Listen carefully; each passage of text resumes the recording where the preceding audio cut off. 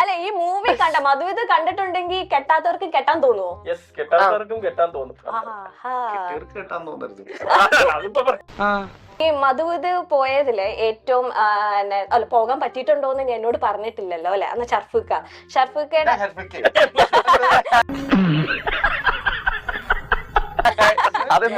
അങ്ങനെയല്ല, ഷർഫുക്കയുടെ arrange marriage ആയിരുന്നു love marriage ആയിരുന്നു? അറേഞ്ച് മാരേജ് ആയിരുന്നു. ഇപ്പൊ അറേഞ്ച് മാരേജ് ഒക്കെ വെക്കുമ്പോ കുറച്ച് നാണവും കുറച്ച് ഇതൊക്കെ ഉണ്ടാവൂല. അപ്പൊ ഷർഫുക്ക പെണ്ണ് കാണാൻ പോയപ്പോ അങ്ങനെ ഫസ്റ്റ് ടൈം ഇങ്ങനെ ചേച്ചിനെ കണ്ടപ്പോ ഉള്ള ഒരു മനസ്സിൽ വന്ന ഫസ്റ്റ് ഇംപ്രഷൻ എന്തായിരുന്നു? പരിപാടി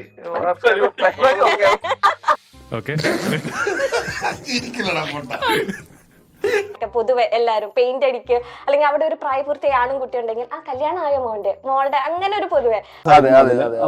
അപ്പം ആ ഒരു കോൺസെപ്റ്റ് എങ്ങനെയാ?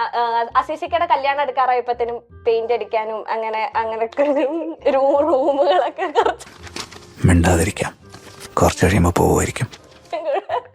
ഭംഗിയാക്കാനൊക്കെ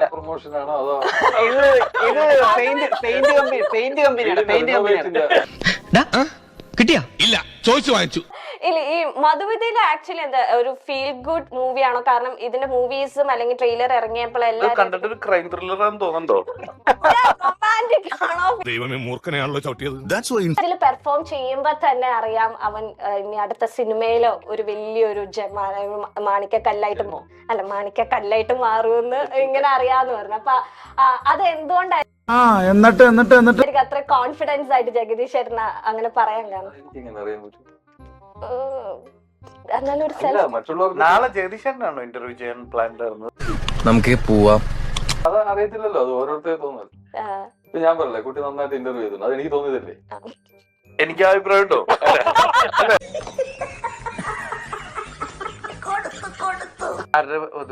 നിങ്ങളുടെ ഓരോരുത്തരുടെ മധുവിധന് സ്യൂട്ട് ആവുന്ന റൊമാൻറ്റിക് സോങ്. ഇനിയും ചോദ്യം ഇല്ല തീർന്നു ലാസ്റ്റ്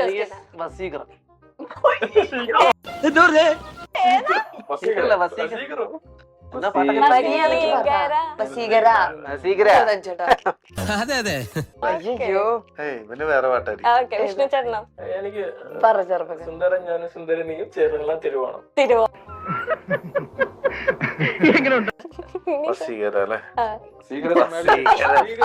വസീകരുടെ മേലെ ഞാൻ എന്ത് പറയാനോ ഒന്നും പറയാനില്ല. മറ്റേത് പറ ആഷിഖ് ബാനെ.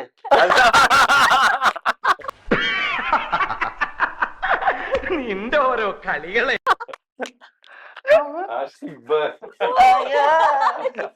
ഇവൻ അത് വിചാരിച്ചിട്ടുണ്ടല്ലോ വേറെ സാധനമാണ് പുള്ളിയുടെ തല കിടക്കണത്.